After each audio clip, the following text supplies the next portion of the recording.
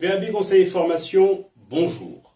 Merci d'avoir choisi cette nouvelle vidéo de conseils et de bonnes pratiques qui met la lumière sur le message et laisse le messager dans l'ombre.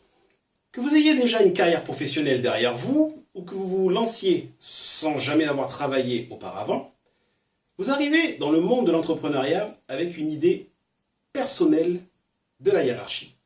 Vous savez, cette situation qui vous fait réaliser que vous travaillez avec un supérieur direct qui vous donne des ordres parfois étranges, qui peut vous agacer par son attitude, qui peut vous juger injustement, à tort ou à raison, qui peut vous frustrer par son manque de reconnaissance. Ce supérieur qui a votre carrière entre ses mains et qui a accès aux pédales d'accélérateur et de frein de votre évolution.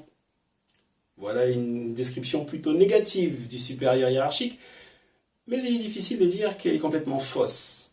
Mais attention, ce n'est pas une généralité. Il y a des chefs qui sont de très bons chefs.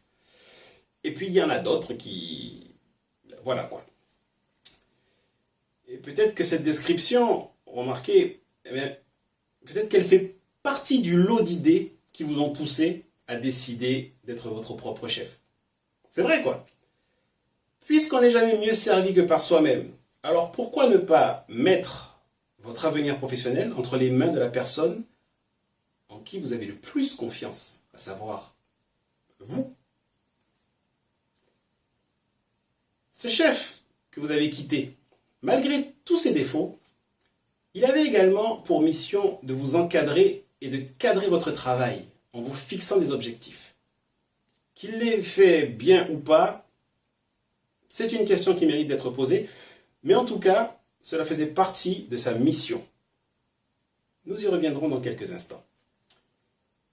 Vous avez décidé de tourner le dos à tout ça. Et vous voilà aujourd'hui face à votre nouvelle aventure professionnelle. Vous êtes à la barre de votre propre navire. Voici une petite histoire pour comprendre ce qui peut se passer quand on quitte le statut de salarié pour devenir entrepreneur. Imaginez, vous êtes un enfant de 4 ans et on vous propose de jouer à Colin Maillard. Vous mettez donc un bandeau sur vos yeux. À partir de ce moment, vous êtes pris en charge et on vous amène, sans que vous le sachiez, au milieu d'un grand stade de football désert. Les tribunes sont vides puisque c'est désert et le stade, bien entendu, il est vide aussi. On vous amène au milieu du rond central de la pelouse. Vous portez toujours votre bandeau sur les yeux. Votre accompagnateur vous fausse compagnie discrètement et il va se cacher dans le poste de contrôle du stade, à savoir là où on a accès au micro. Une fois installé, l'accompagnateur prend la parole et vous demande d'enlever le bandeau. Quand vous enlevez le bandeau et que vous ouvrez les yeux, vous vous retrouvez face à l'immensité. Et là, tombe la consigne. Il faut que tu avances. Va où tu veux. Voilà. Et que se passe-t-il d'après vous? En fonction de votre tempérament, 3 réponses sont possibles. Premièrement, vous vous lancez. Parfois avec une pleine conscience du risque contrôlé, parfois en toute insouciance, mais avec la conviction que vous saurez faire face à tous les imprévus. Deuxième réponse, vous tentez avec hésitation. Vous savez qu'il faut avancer, alors vous le faites, mais presque à reculons, toujours prêt à revenir au point initial au cas où. Vous avancez donc au ralenti et vous ne seriez pas contre un petit complément d'information, une indication ou une consigne claire qui pourrait vous donner l'étincelle et vous conforter dans votre choix.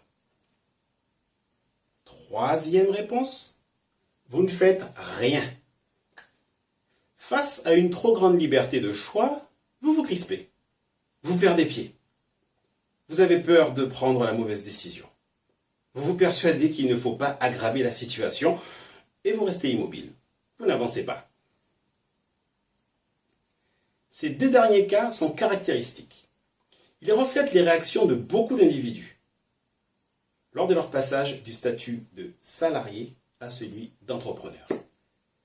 Et cette sensation d'exposition au vide est d'autant plus forte lorsque, par exemple, le choix de l'entrepreneuriat est consécutif à un licenciement. Exemple. Suite à un plan social, je décide de monter ma boîte. C'est facile à dire, peut-être pas compliqué à faire d'un point de vue administratif, mais ça peut devenir complexe pour en vivre si on ne fait pas attention à certains points que nous détaillerons dans quelques instants. Je ne m'autorise pas à dire que c'est dur, mais le passage à l'entrepreneuriat est l'occasion de découvrir le travail sous un jour différent, parfois même déstabilisant. Lorsque vous êtes employé par une multinationale, par exemple, vous avez un point commun avec un fromage de luxe dans un restaurant étoilé. Vous êtes sous une cloche. En effet, énormément de choses de la vie professionnelle vous sont facilitées. Que ce soit sur les volets administratifs, de vie, pratique, de logistique, et j'en passe. La prise en charge de l'entreprise est considérable. D'ailleurs, ça passe en charge. Gestion. Tout est fait pour que vous n'ayez à vous concentrer que sur votre travail, sans rien considérer d'autre. Et d'une certaine manière, les parois de la cloche délimitent votre zone d'action au sein de la multinationale. C'est ce qui pose le cadre de votre travail, de votre activité. Et il revient à votre manager. Vous savez, le chef dont on a parlé tout à l'heure. Eh bien, il revient à cet individu et à sa hiérarchie de gérer votre évolution en jouant sur le volume de la cloche qui vous couvre. Passer dans le monde de l'entrepreneuriat, c'est enlever la cloche et être contraint à s'intéresser au bulletin météo, car on se retrouve à la merci du vent et des phénomènes climatiques. Allons jusqu'au bout de cette métaphore. Le vent fait tourner le marché vers les pertes et les profits. Chose qui n'avait pas d'impact immédiat sur votre emploi lorsque vous étiez un salarié lambda parmi des milliers d'autres salariés. Les phénomènes climatiques s'étendent de la sécheresse aux inondations. Ça, c'est pour la trésorerie. Au gré du marché et de l'activité commerciale, c'est l'état de la trésorerie qui donne le sourire ou les larmes à votre comptabilité. Les prévisions météorologiques relèvent de la gestion. Car gérer, c'est en même temps prévoir, pouvoir agir et savoir réagir. Encore une fois, je ne m'autorise pas à dire que c'est dur, ni que c'est simple d'ailleurs. C'est juste différent. Et puis, il y a cette notion de liberté qu'il faut également prendre en considération. L'entrepreneur s'appuie sur son modèle économique pour prospérer. Mais le cadre de son travail, c'est lui qui le définit désormais. Il a cette liberté. Une liberté qu'il faut savoir assumer dans un premier temps et bien entendu pérenniser. C'est pour cela qu'il est important pour l'entrepreneur d'avoir une réelle stratégie et d'être rigoureux, tant dans ses actions que dans la gestion de sa structure. Bon, tâchons de clôturer cette métaphore sans martyriser notre joueur de Colin-Maillard. N'oublions pas qu'il n'a que 4 ans. Et gageons qu'après avoir pris ses marques, il ira là où il lui semble bon de jouer, de se faire plaisir et de s'épanouir. Car c'est dans l'atteinte de ces 3 notions, le jeu, le plaisir et l'épanouissement, que cette liberté de choix prend tout son sens.